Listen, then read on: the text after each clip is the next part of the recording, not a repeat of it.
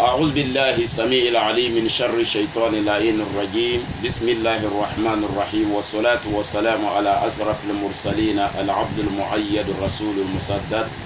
أبا القاسم المصطفى محمد صلى الله عليه وآله وعلى بيته الطاهرين. السلام عليكم ورحمة الله وبركاته. أمي تغني على فنشي تناتروي أمانغ بردبوني على سبحانه وتعالى تغبر كماي diɲɛ ni man labɔli masa, lahira ni man kɛrɛnkɛrɛnni masa. An bɛ tila tugun ka ɲini Alahu subhanahu wa ta'ala fɛ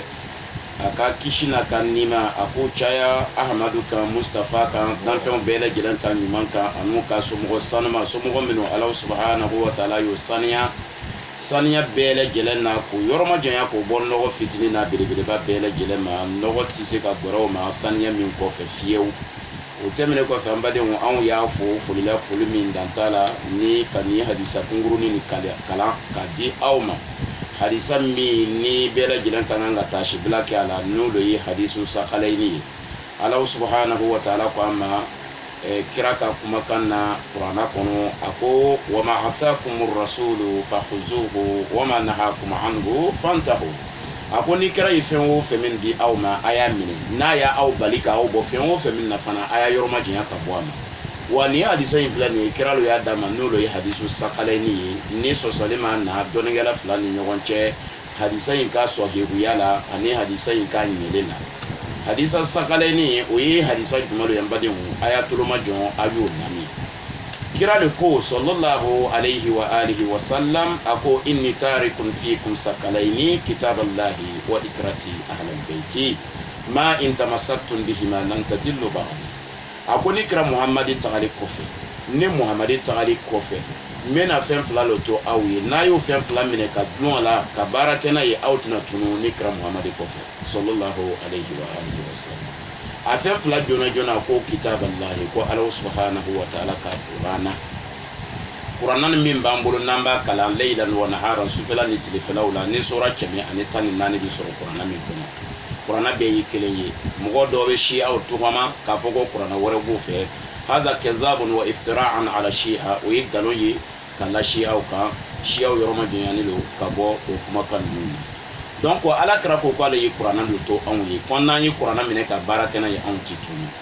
Donc sakalayini filanan, fɛn filanan min ni kira y'a fara kuranɛ kan o ye juma ye, o ye wa itrati ahlal bayti, a ko a n'ale kira Muhamadi ka somɔgɔw. Donc n'an tugula kira Muhamadi ka somɔgɔ ninnu kɔnɔ kan, n balima alisilamɛw, an tɛ tunu. Donc ala kira ko kumakan labanna n'o ye hadisa laban ye, a ko ma in tamassaktum bihima lan tadillu ba'di. Ko n'a ye kuranɛ minɛ, n'a y'a n ka somɔgɔw minɛ, ko aw tɛna tunu fiyewu ni alakira Muhamadi kɔfɛ. Lan tadillu harfu nafiyun wa ta'qidun wa nasbin wa ta'bidi. A bɛ fɔ nin harfu dɔ ma ko harfu nafiyun wa nasbin wa ta'bidi. Harfu min n'a bɛ balili kɛ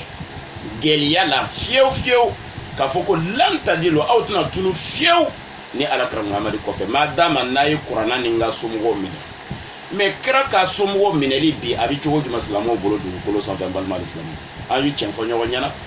N'i ye silamɛ dɔw ɲininka ko jɔn de ye alakira Muhamadi ka somɔgɔw ye, somɔgɔw minnu ni kira ko n'an y'u minɛ an tɛ tunu, silamɛ cɛmɛ kɔnɔna na min bɛ se ka kira Muhamadi ka somɔgɔw n'u dɔn k'u yɛrɛ la a ka dɔgɔ. O la an bɛ taa mini, n balima alisilamɛw, nin ye hadisa ye ni bɛɛ lajɛlen kan ka taasibila ɲini k'a bila a la, i kan ka taasi a la, i kan ka miiri a la, ka d'a kan balima alisilamɛw, bato nin vraiment fɔ an ye miiri a ma dɛ, ka la la k'a lɔn ko diɲɛ kuntagala ka surun. A bɛ fɛn o fɛn min kɛra n'o ye bato ye, Alahu subhanahu wa ta'ala bɛna ɲininka a la kiyama jɔ don. Kira m'a bila minnu na a kana tugu olu kɔ. Dalila tɛ silamɛ si bolo cɛ la muso la min bɛ se ka Sayyidina Abubakar walima Umar walima Usman ka khalifaya sabati, dalila sabati kuranɛ kɔnɔ walima hadisaw la. Mais Imam Ali alayhi salam, ale le ye alakira Muhamadi ka somɔgɔ ninnu imamu kunfɔlɔ ye. Imamu 12 le bɛ yen, ka daminɛ Imam Ali la alayhi salam fo kana bila Imam Mahdi la mɔgɔ 12. Kira ya anw yamariya ko an ye tugu minnu kɔ olu de. Wa ni hadisa in bɛ fɔla don min na n'o ye hadisu sakalayini ye, Abubakar yɛrɛ tun jɔli bɛ yen, Umar tun jɔli bɛ yen, Usmana tun jɔli bɛ yen. A fɔla olu yɛrɛ lo ɲɛna k'o ka tugu Imam Ali kɔ. olu nana ban donc o bana ko jagoya sigi ke kalifa yala alakra muhammad kofe ko an ga tugu ko kella wa hasha an ti siga tugu ko wala ni badma wo ni bi aw wolila fam bele jelenna ni ya me ko shi aya alakra yere lo ka shi aw to yere la ko shi aw o dalula bo den ka cha qur'ana kono a jona jona mi dalula do tim ni na suratul bayyinatu la ala subhanahu wa ta'ala ko o sura in kono wa innal ladhina amanu wa amilus salihati fa ulaika hum khairul bariyah akum mu'minu liman yarali ala subhanahu wa ta'ala la kabara nyumanke ko lolo idan fen bele jelen ka son here mawi tumana mina ni aya injigila ala subhanahu ala krai imam ali wole alayhi salam ako ya ali anta wa shi'atuka humul faizun isidna ali ni ka shi'aw awlo yimma minu bina ke ganyili kela wi kiyama jodon minu bina ke hera soro baga wi kiyama jodon riwaya warala ako anta wa shi'atuka hum khairul bariya isidna ali ni ka shi'aw awlo idan fen son here mawi jonu ka shi'a to goda ni yoroina nilewa wallahi nite shi'a fanate wa kira yere lo ka shi'a to goda ame mogo do soro ba fo ko shi'a we dina minde ko ma koro ko mogo kurawle ko nana kurama sisa karamo je niti fu min do be nyiningali ke Allah subhanahu wa ta'ala ko anyina qur'ana ko fasalu ahlal dhikri in kuntum la ta'lamun aw te fe min do dina ko ina ni kay nyiningali ke yani ka sigi ka kuma do fo kuma min doniya ti buru galon srafe galon tigela mai qur'ana ko ma ko fawailun lil musalli fawailun yawma izin lil mukazzibi ako jangata bele jirambe mukazzibuna wi galon tigala wi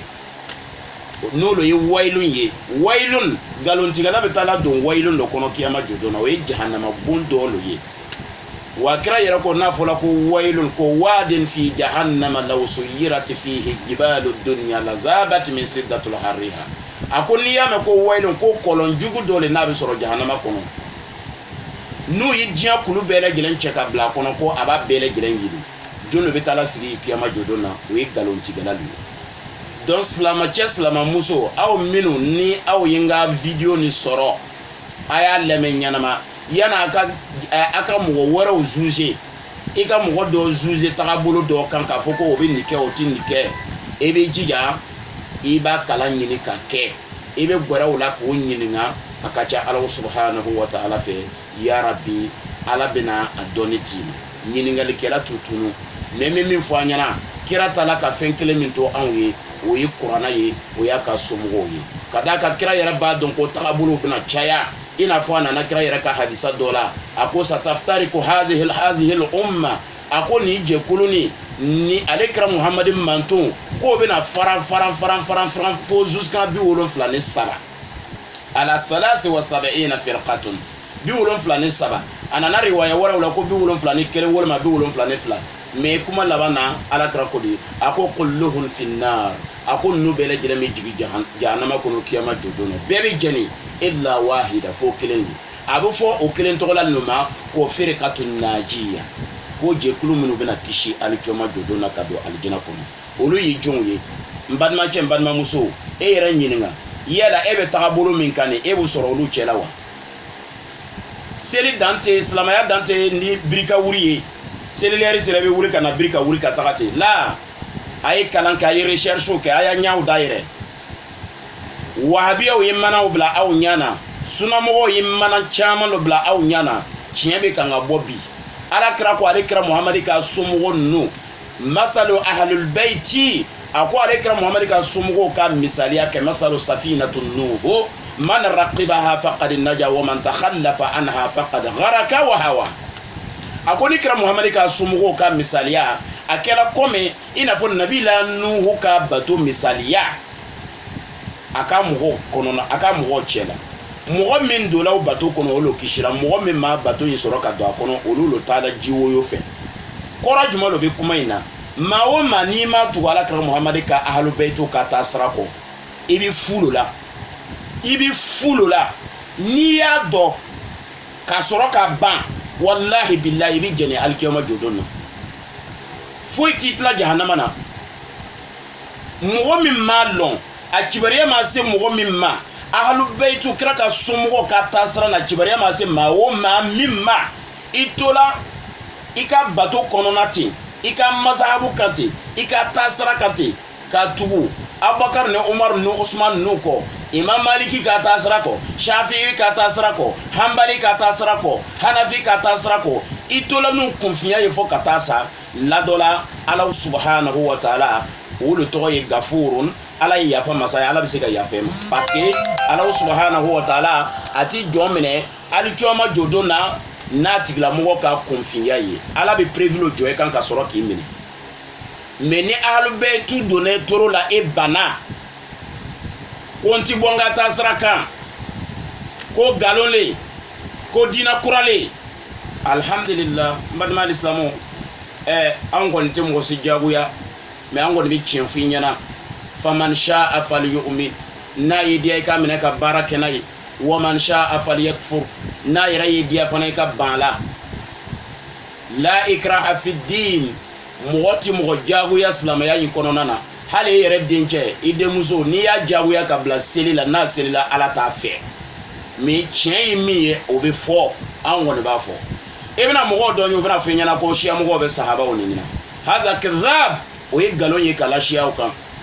fɛn dɔ de bɛ yen n balima alisilamɛw e ni ne an ka kan k'o faamuya o y'a juma ye fɛn min sɛbɛnna histoire kɔnɔna na olu kan ka ɲɛfɔli ye ni fɛn o fɛn n'a sɛbɛnna histoire kɔnɔ a ka kan ka fɔ wa a ma kan ka fɔ n'a fɔra ko nin sahabati sina ye a ye nin kɛ a ye nin kɛ a ye dulɔ min walima a ye jɛniya kɛ walima a ye nin kɛ a ye mɔgɔ faga yala o kuma kan ka fɔ wa a ma kan ka fɔ a sɛbɛnni bɛ histoire kɔnɔna taarikh kɔnɔna na siyaw lo m'a sɛbɛn a yɛrɛ m'a sɛbɛn siyaw ka livre kɔnɔna na a sɛbɛnna taga wɛrɛw ka livre kɔnɔna na ni siya cɛ taara o livre san ka na sigi n'a b'a kalan na o yala yanni ka siya cɛ lajalaki o k'a fɔ ko siyaw bɛ sahabaw ninina o livre sɛbɛnbagaw yɛrɛ i tɛ taa olu jalaki ne hakili la olu lo kan ka ne jalaki ye donc ko in filɛ nin ye n'i y'a mɛn ko o bɛ siyaw ninina fɛn wɛrɛ tɛ nin de anw tɛ siya nini ka silama yɛrɛ nini haramu le sariya kɔnɔna na kuma tɛ sahaba ma ala ko alakira ko sallallahu alaihi wa alihi wa sallam ashabab almuslim fisqun silama nini ko fasikuya le wa qitaluhu kufrun ni bamuru ta ko i bɛ silama kɛlɛ sisan k'a faga kɛ o ye kafiriya ye donc a ti bin silama ni silama yɛrɛ ka a badimacɛ nini donc o kuma min n'u b'a fɔ la ko siyaw bɛ sahabaw ninina o ye nkalon ye ka se ka siyaw tɔgɔ tiɲɛ mɔgɔ o mɔgɔ n'i bɛ fɛ ka siya faamuya i bɛ gbɛrɛ anw na n'ala sɔnna an b'a ɲɛ yira i la a ɲɛ 12 n'i banna a la sisan alhamdulillah mais n'i tola i ka sigi yɔrɔ la i bɛ siyaw tɔgɔ mɛn na ko non ko ninnu ma ɲi o b'a kɛla ten o b'a kɛla ten la n balimacɛ n'i tola yen ten i b'i yɛrɛ nɔgɔ de ka taga fiyewu i ye adamaden ɲuman ye hakili b'i fɛ i hakili jagabɔ ala subhanahu wa ta'ala i bɔna adamaden da ka hakili d'a ma liyatamayyaza bayna al-batil wal haqq i ka se ka ɲuman ni juguman dɔ ka woloma ka bɔ ɲɔgɔn na munna i bɛ sigi i ka place la ka siyaw tɔgɔ mɛn et puis en même temps i bi tu es contre eux o la o tɛ adamaden hakiliman ka baara ye hakiliman n'a ye fɛn dɔw mɛn mɔgɔ dɔw kɔ yanni i ka tigilamɔgɔ jalaki a bɛ wajibiya ma n balimacɛ n balimamuso e min bɛ ne lamɛnna nin video in kɔnɔ i ka gɛrɛ siyaw ma i k'u ɲininka o ka tagabolo in ka cibariya la o bɛna ɲɛfɔ i ɲɛna wa tagabolo tɛ yen min ka kɔrɔ ni siyaya ye fɛn min selele ma bi o t'a yɛrɛ k'a fɔ ko fɛn tɔgɔ la a tun tɛ yen kunu a tun tɛ yen kunna sini n balimacɛ donc an bɛ bɛɛ lajɛlen fɔ ka bɛɛ waleɲuman dɔn anw kɔni anw bɛ tiɲɛ dɔ ɲini n'an ye tiɲɛ sɔrɔ fana an ka kan ka tugu a kɔ ne ni aw bɛɛ lajɛlen an bɛɛ ka kan ka fara ɲɔgɔn kan ka tugu tiɲɛ de kɔ kuranna ko a ma ko fama za ba'da al-haqq illa ad-dalal ko foyi tɛ tiɲɛ kɔfɛ fo tununi n'i banna tiɲɛ ma i bɛ taa woyo de fɛ i tununi de hali bi ala k'an kisi tununi ma n bɛ aw fo k'aw waleɲuman dɔn yɔrɔ o yɔrɔ aw minnu bɛna n ka video in filɛ n b'aw fo n'a y'a sɔrɔ fana a y'a partager a ka taa diɲɛ fan 14 bɛɛ lajɛlen na video fitinin ni a ka di ne ye ka nin kɛ k'a di aw ma ne n dɔgɔnin tɛ anw sigilen bɛ Côte d'Ivoire kɔnɔ yan ne tɔgɔ ye Cheikh Yacoub Zare anw ka numéro ni a besoin bɛ numéro min na fana n bɛ se ka d'a ma ni 07 79 57 89 walima 06 87 94 06 o ye ne ka numéro ye n bɛ aw fo k'a fɔ Alahu subhanahu wa ta'ala ɲa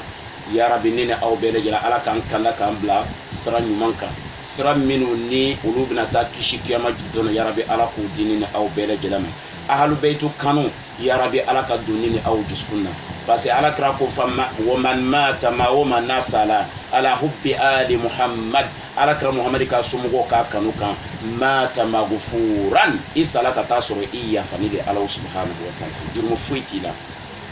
wa kira Muhammad ka somɔgɔw kanu o ye wajibi ye ala kulli muslimin wa muslimatin silamɛcɛ ni silamɛmuso bɛɛ lajɛlen kan n'i ma kira Muhammad ka somɔgɔw kanu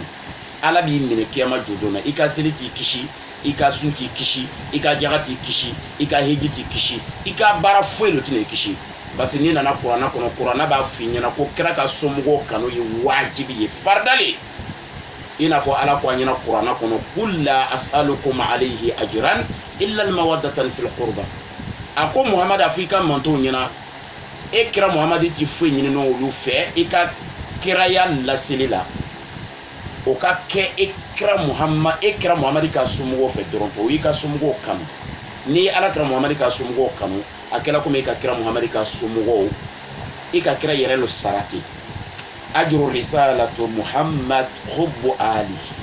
halbi ami Ala subhanahu wa ta'ala dili o kanu Ala ka sabati ni aw dusukun na bi rahmatika ya arhamar rahimin ni Ala yɛrɛ ka hinɛ ye an b'a fɔ Allahumma كن لوليك الحجة بن الحسن صلواتك عليه وعلى آبائه في هذه الساعة وفي كل ساعة وليا وحافظا وقائدا وناصرا ودليلا وعينا حتى تسكنه أرضك طوعا وتمتعه فيها طويلا برحمتك يا أرحم الراحمين وصلى الله على محمد وآله الطاهرين من بعد ما تشي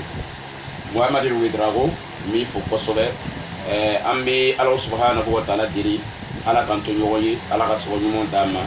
ni n balima alisilamɛw wabiya kɔgɔni lo tun ye nin ye ni tun y'a ka pantalon ye fo a bɛ se a biri a kunbiri ma mais sisan wallahi a ye faamuyali kɛ ni yɛrɛ bɛ se ka mɔgɔ kantigɛ hali sariya yɛrɛ kama an bɛ Ala fo anw kɔni tɛ mɔgɔ kantigɛ dɛ Ala k'an kisi u ma parce que anw ka diinɛ ikhtiyaru le n'a ye diya i bɛ tugu a la n'a ye diya i bɛ ban anw ka tagabolo mazhabo anw tɛ komi i n'a fɔ wahabiyaw o b'a fɔ ko kullu man lam yakun fi manhajihim faqtuluhu maa o maa n'a tu olu ka taa sara kan ko a y'o faga i n'a fɔ attentat ani a tɔgɔ bɛ di bɔnbɔw bɛ binɛ o bɛ mɔgɔ éclater yɔrɔ bɛɛ lajɛlen ni bɔnbɔn minnu ye wa a bɛ o ka jogo de b'o ye anw ka tagabolo n'o de y'anw ka mazhabul Ja'fari imami ye anw tɛ jagoyali kɛ hali bi Ala k'an kisi u bɛɛ lajɛlen ma bi Muhammadin wa alihi tahirin wa akhir da'wana an alhamdulillahi rabbil alamin